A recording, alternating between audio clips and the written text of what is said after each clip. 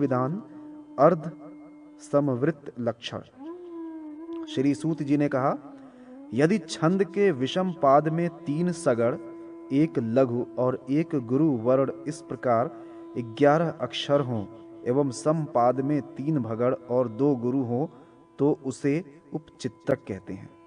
जिस छंद के विषम पाद में 3 भगड़, 2 गुरु हों और उसके सम पाद में 1 नगड़, 2 जगड़ और 1 यगड़ हो उसे द्रुत मध्या नामक छंद कहा जाता है। जिस छंद के विषम पाद में 3 सगड़, 1 गुरु और समपाद में 3 भगड़ एवं 2 गुरु होते हैं उसका नाम वेगवती है। जिस छंद के विषम पाद में 1 तगड़, 1 जगड़, 1 रगड़, 1 गुरु हो और समपाद में 1 मगड़, 1 सगड़, 1 जगड़ तथा 2 गुरु हो वो भद्र विराट नामक छंद होता है।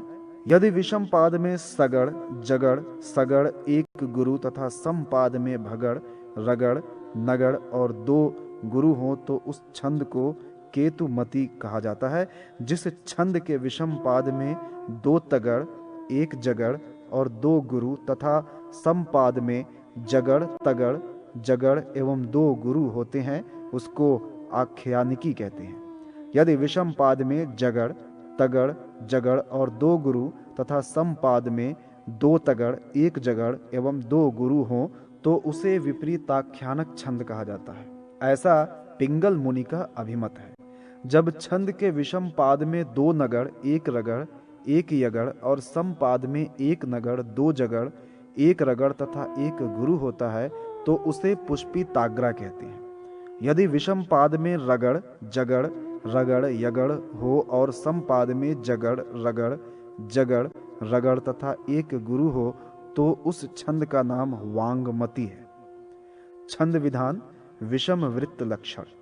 सूत जी ने कहा, जिस छंद के प्रथम पाद में 8 अक्षर, द्वितीय पाद में 12 अक्षर, तृतीय पाद में 16 अक्षर तथा चतुर्थ पाद में 20 अक्षर होते हैं वो पद चतुरुर्ध नामक छंद है। यह इस छंद का सामान्य लक्षण है।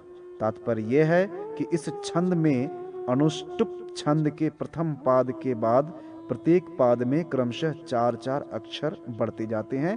इसी छंद के चारों चरणों में जब 2 अक्षर गुरु हो तो उसे आपीड छंद कहते हैं। अंतिम अक्षरों को छोड़कर शेष अक्षर लघु ही होते हैं। पद चतुर्ऊर्ध्व नामक छंद के प्रथम पाद का द्वितीय तथा पादों के साथ परिवर्तन होने पर अनेक छंद बनते हैं। यथा प्रथम पाद में 12 और द्वितीय पाद में 18 अक्षर होने से जो छंद बनता है वह कलिका मंजरी कहलाता है। इसमें प्रथम पाद के स्थान पर द्वितीय पाद और द्वितीय पाद के स्थान पर प्रथम पाद हो जाता है। जब प्रथम पाद 8 अक्षर के स्थान पर तृतीय पाद 16 अक्षर और तृतीय पाद के स्थान पर प्रथम पाद हो तो लवली नामक छंद होता है। इसी प्रकार जब प्रथम पाद 8 अक्षर के स्थान पर चतुर्थ पाद 20 अक्षर और चतुर्थ पाद के स्थान पर प्रथम पाद हो तो उसे अमृत धारा नामक छंद कहते हैं। यहाँ तक पद चतुर्ऊर्ध्व छंद के अवान्तर भेद को बतलाया गया है। जब प्रथम पाद में सगड़, जगड़, सगड़ और 1 लघु इस प्रकार 10 अक्षर होते हैं, द्वितीय पाद में नगड़, सगड़, जगड़ और 1 गुरु इस प्रकार 10 अक्षर होते हैं, तृतीय पाद में भगड़, नगड़, जगड़, 1 लघु तथा 1 गुरु ये 11 अक्षर होते हैं और चतुर्थ पाद में सगड़, जगड़, सगड़, जगड़ तथा 1 गुरु इस प्रकार 13 अक्षर होते हैं तो वह उद्गता नामक छंद कहलाता है। इसी उद्गता छंद के तीसरे चरण में जब रगड़, नगड़, यगड़ और 1 गुरु इस प्रकार 13 अक्षर हों और शेष 3 पाद पूर्ववत तथा उद्गता छंद के समान ही हो तो वो सौरभक नामक छंद होता है। इसी उद्गता छंद के तीसरे चरण में जब 2 नगड़, 2 सगड़ हों तथा शेष तीनों चरण उद्गता के ही समान हो तो ललित नामक छंद होता है। ये सब उद्गता छंद के अवान्तर भेद हैं। जिसके प्रथम पाद में मगड़, सगड़, जगड़, भगड़ और 2 गुरु इस प्रकार 14 अक्षर होते हैं। द्वितीय चरण में सगड़, नगड़, जगड़, रगड़ तथा 1 गुरु इस प्रकार 13 अक्षर होते हैं। तीसरे चरण में 2 नगड़ और 1 सगड़, इस प्रकार 9 अक्षर होते हैं, तथा चौथे चरण में 3 नगड़, 1 जगड़ तथा 1 यगड़, इस प्रकार 15 अक्षर होते हैं। तो ऐसा छंद उपस्थित प्रचुपित नाम वाला छंद कहलाता है।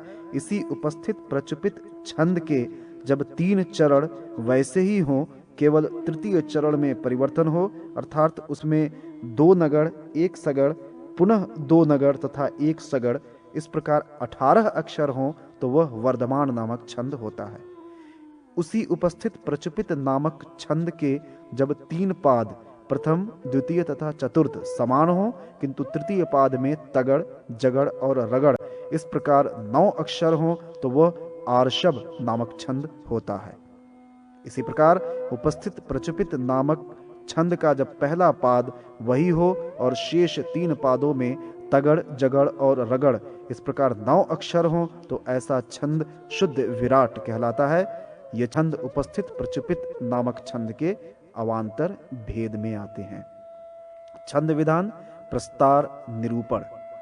सूत जी ने कहा, अब प्रस्तार के विषय में बतला रहा हूं। ऊपर के पाद में आदि अक्षर गुरु हो तथा उसके नीचे के पाद में लघु अक्षर हो, वह एकाक्षर प्रस्तार है। उसके बाद इसी क्रम से वर्णों की स्थापना करें, अर्थात पहले गुरु और उसके नीचे लघु अक्षर की स्थापना करें।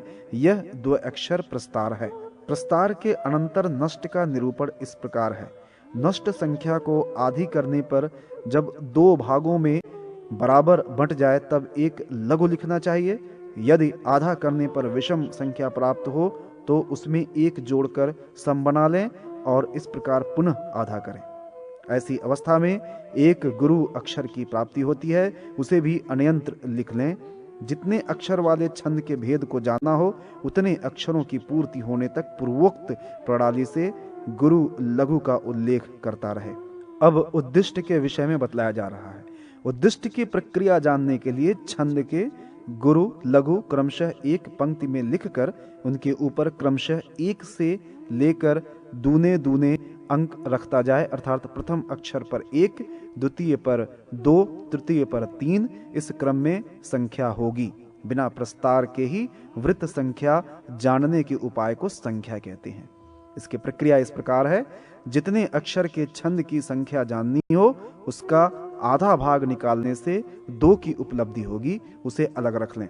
विषम संख्या में 1 घटाकर 0 की प्राप्ति होगी, उसे 2 के नीचे रखकर 0 के स्थान में 2 गुना करें।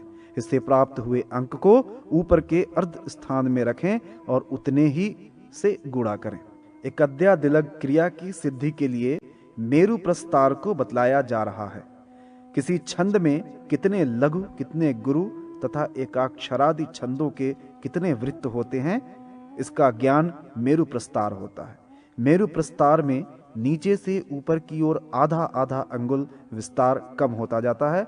छंद की संख्या को दूनी करके 1-1 घटा दिया जाए तो उतने ही अंगुल का उसका अध्वा प्रस्तार देश होता है। इस प्रकार छंद शास्त्र का सार बतलाया गया।